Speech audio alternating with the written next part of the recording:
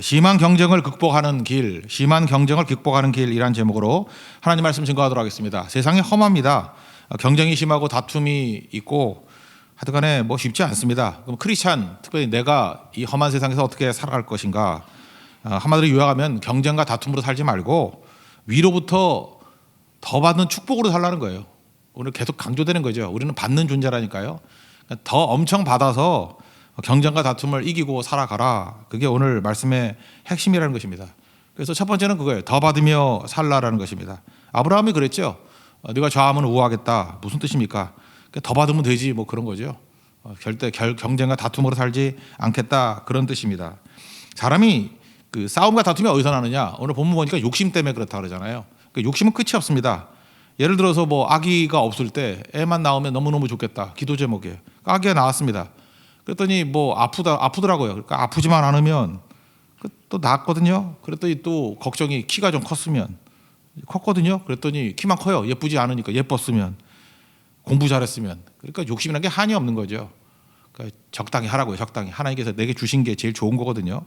그래서 욕심이 통제되지 아니하면 욕심이 잉태하여 죄를 낳고 죄가 자라서 장성해서 사망을 낳는다. 그러니까 욕심부터 관리를 해야 된다니까요. 죽기 싫으면.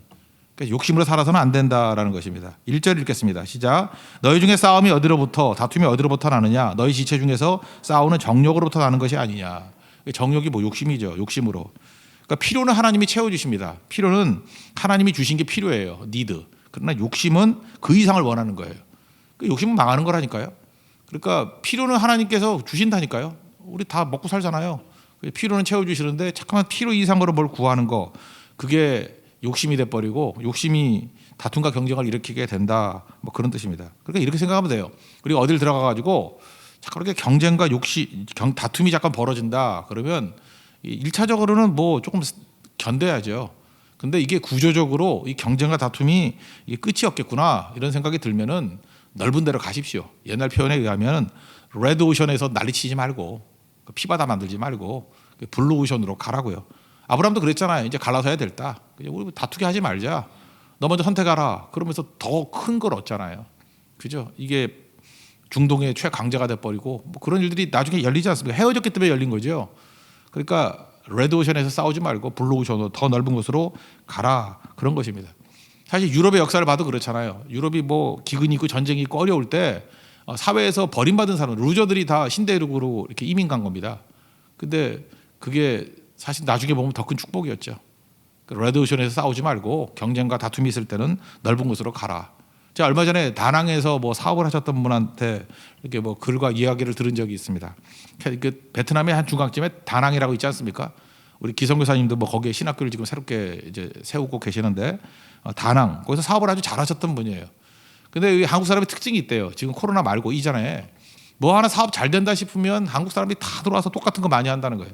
하나 있을 땐 되는데 뭐 2개, 3개 해야 되겠지만 그게 뭐 10몇 개가 들어오니까 안 된다는 거예요. 자기가 그걸 여러 번 경험해가지고 초기 사업에서 좀 사업 작업을 많이 마련하고 그다음에 막 몰려들기 시작하는 조짐이 딱 보이면은 약간 손해를 보더라도 넘겨버린대요. 지금 이제 미얀마 가서 또 하더라고요. 미얀마도 또 조금 있으면 몰릴 거래요. 그럼 또 어디로 갈 건가? 그죠? 아프리카로 갈 건가?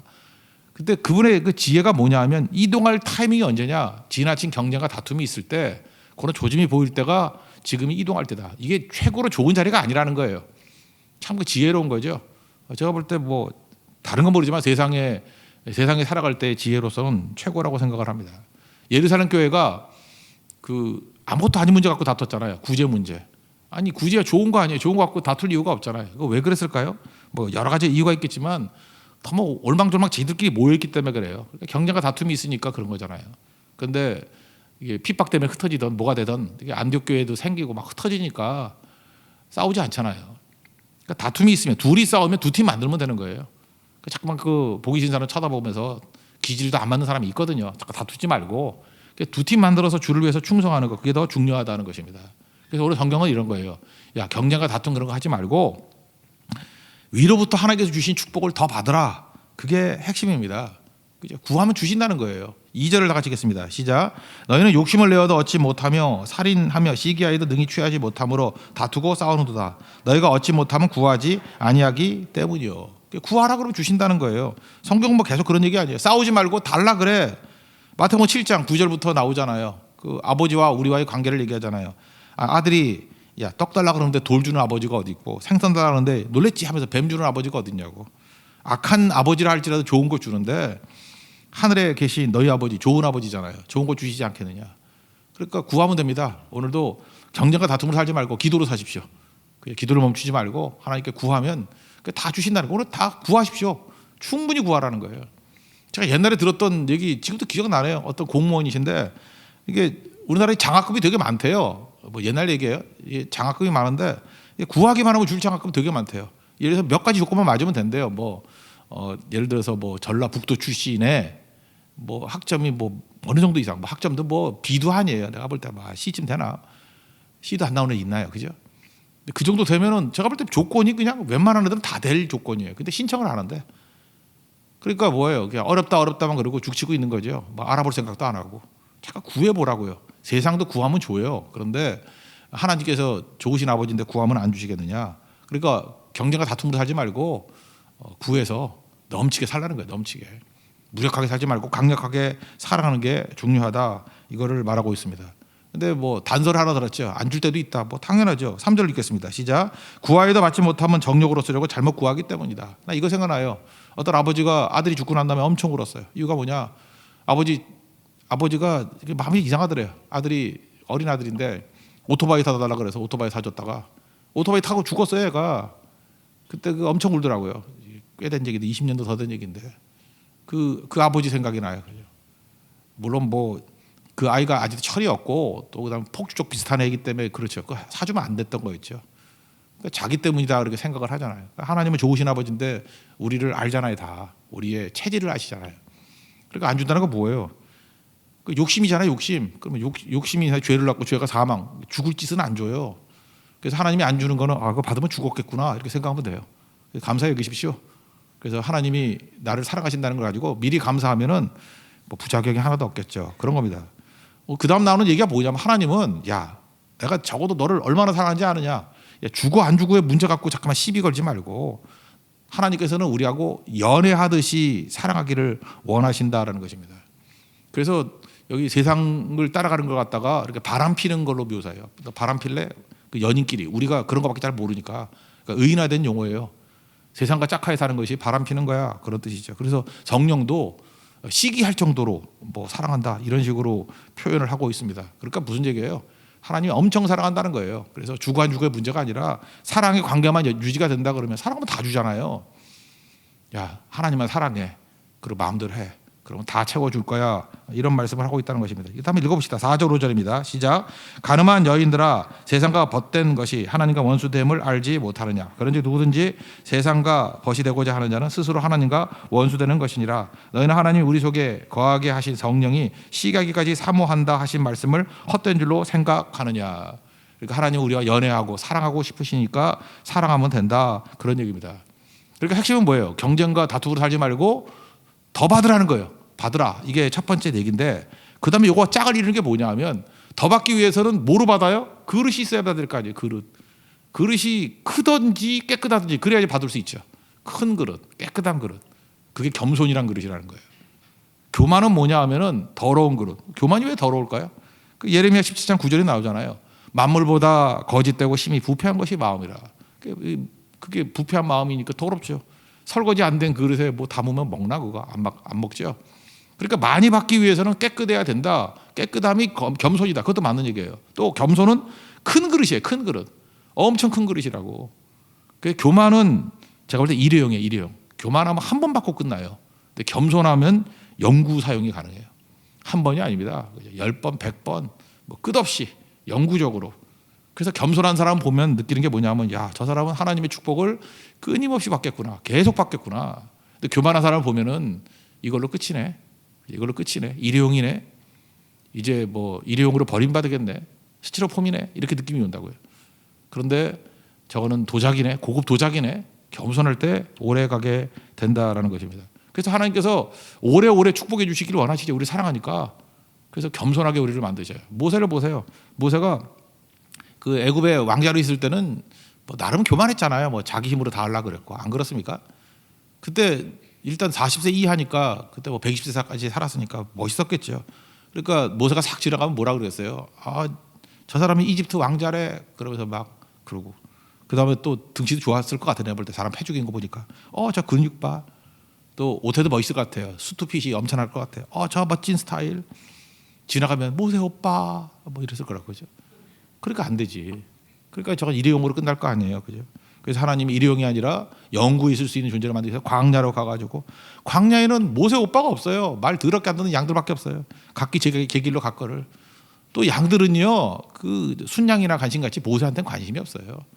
그래서 아무것도 아니죠. 맨날 하는 짓이 뭐예요? 길 잃어버린 양 찾기나 하고, 그죠? 맨날 각기 제 길로 가는 양들, 속속이는 양들하고. 그래서 자아가 다 깨지고 낮아지잖아요.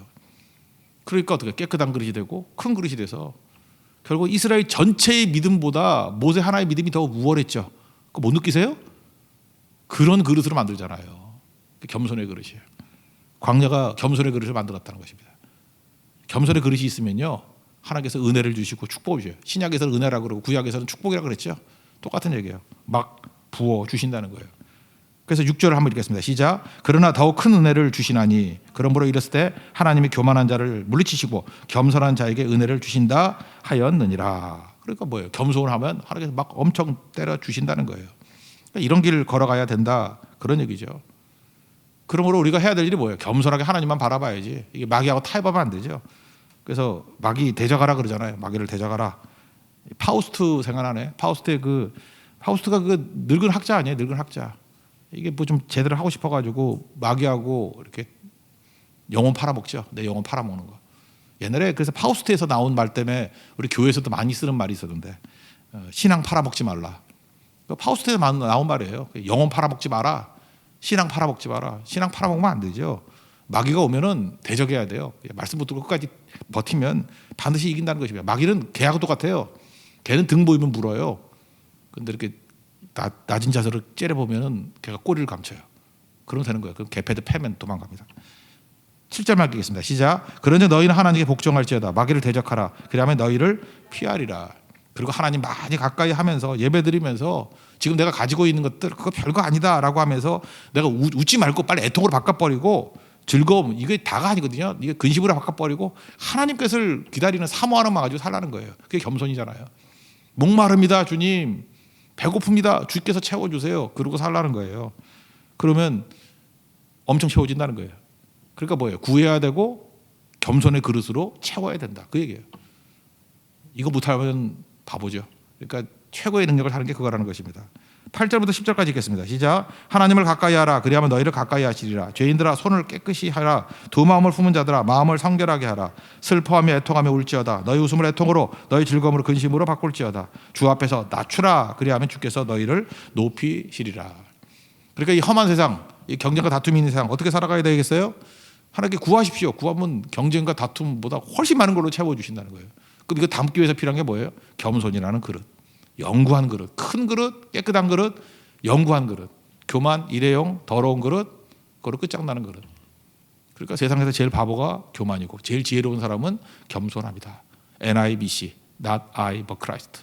내가 죽고 예수로 사는 그런 겸손함이 있을 때 가장 많은 것을 채울 수 있는 승리하는 인생이 된다는 것입니다. 여러분 삶이 나는 죽고 예수로 사는 인생 되기를 축원합니다.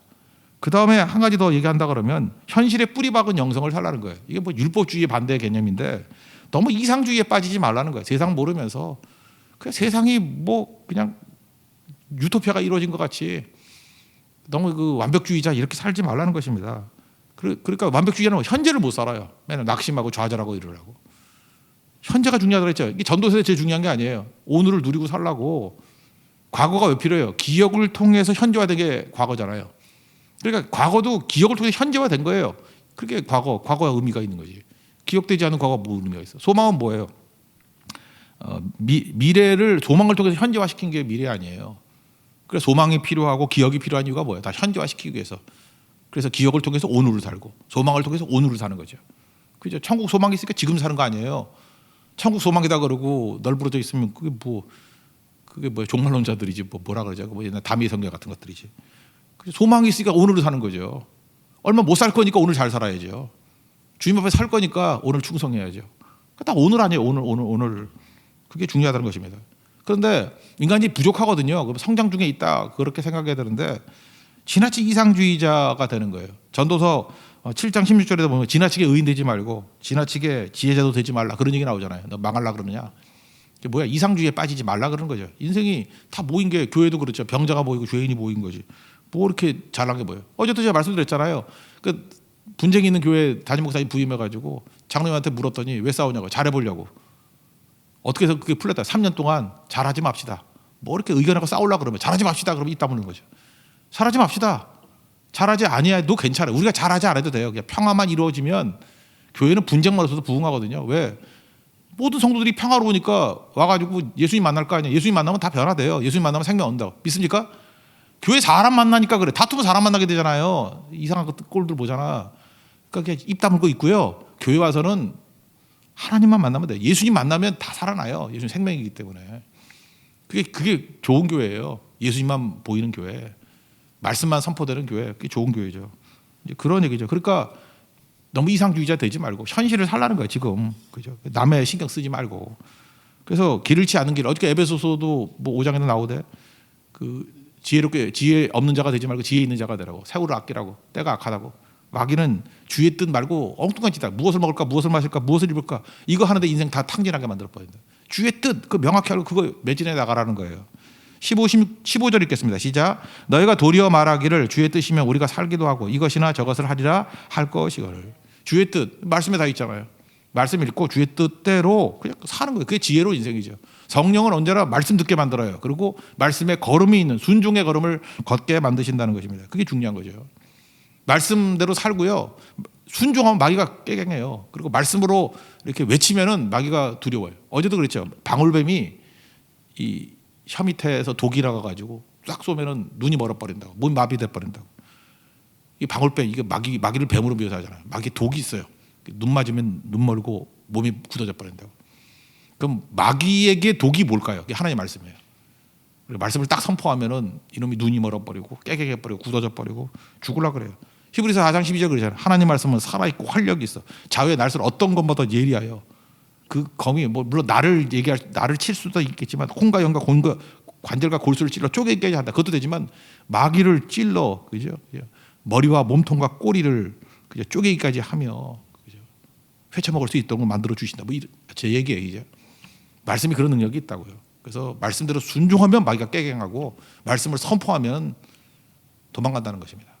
예수님도 3번 시험 나갈 때 말씀으로 다 물리치셨잖아요. 말씀이 얼마나 무서운 무기인지 아시겠죠?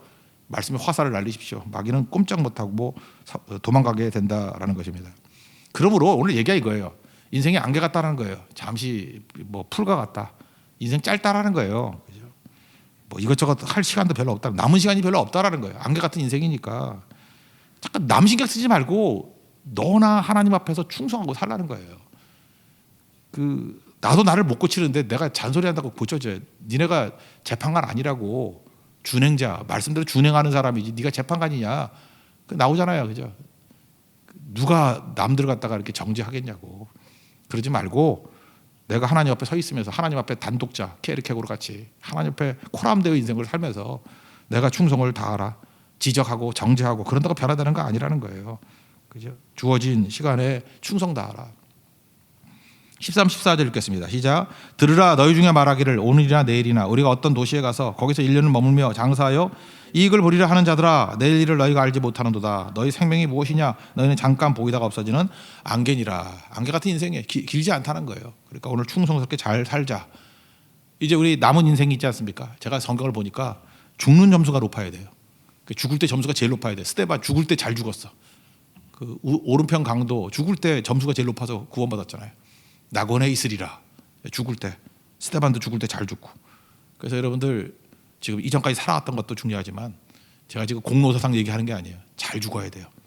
남은 인생 그 죽을 때 최고의 점수가 있다고. 그러니까 이제부터 헌신하고 잘 살아야 된다는 거죠. 예배하다가 죽는 거 제일 좋아요.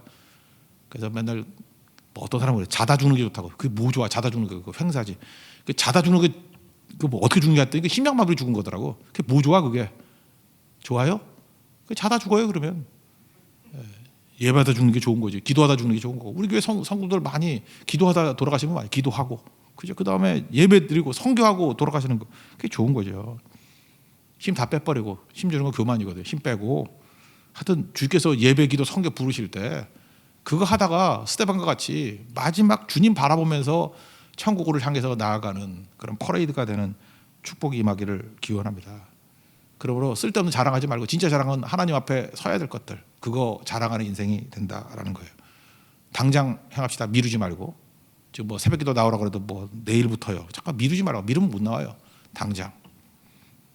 16절 17절 읽고 마치겠습니다. 시작. 이제도 너희가 허탄한 자랑을 하니 그러한 자랑은 다 악한 것이라. 그러므로 사람이 선을 행할 줄 알고도 행하지 아니하면 죄니라.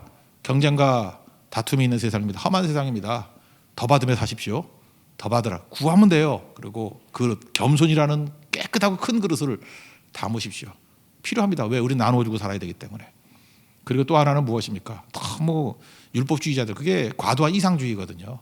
뭐 교회는 깨끗해야 하고 흠도 없어야 되고 너는 그러냐 너는 그죠? 그거 잠깐 사람 쳐다보지 말고 정죄하지 말고 현재를 살아가는 그래서 현실에 뿌리받은 영성 그런 거 가지고 살아야 된다는 거예요. 그런 승리가 있는 믿음의 종 되기를 축원합니다. 자리에서 일어나겠습니다. 예수의 길 찬양하겠습니다. 안개 속에서